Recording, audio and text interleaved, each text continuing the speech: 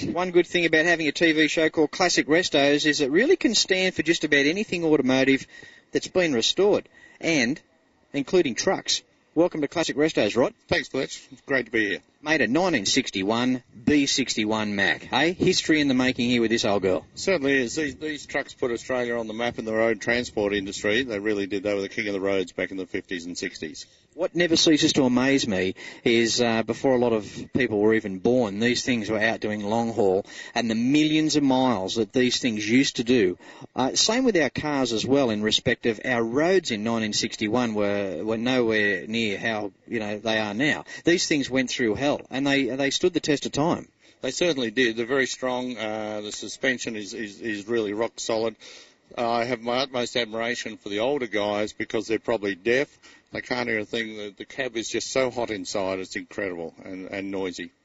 Not taking anything away from our long haulers of today, but I mean air-conditioned cabs, power steering, air seats, it's all too easy. It's like sitting in a big coach and going somewhere, but these things you really had to work for your money, didn't you? You certainly did. If you have a look there, you'll see the twin sticks, which is a 5-speed gearbox with a 4-speed splitter on the side.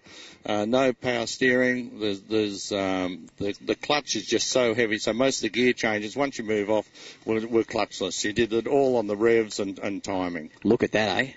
The big turbo there. This would have been extremely high-tech for 61, Rod.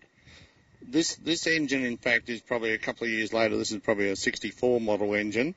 But, yes, incredibly, there were no turbos when they first came out. But there was standard on the B61s later on. So, no, it's really... And that obviously is where a lot of the heat comes from for the cabin with the turbo. How much of the resto did you do yourself?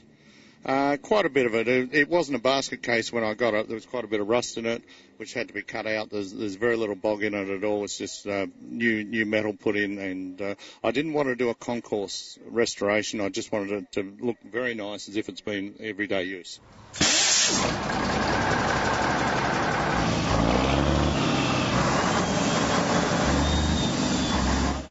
Well, there we go. We come to an end for another Highlands Motorfest here in Bowral, New South Wales. Almost 700 cars turned up today. It's massive. It's growing each year like you would not believe. Now, if you want to find out more information about the Highlands Motorfest, you can get in touch with the Chevalier College in Bowral for more information regarding 2009.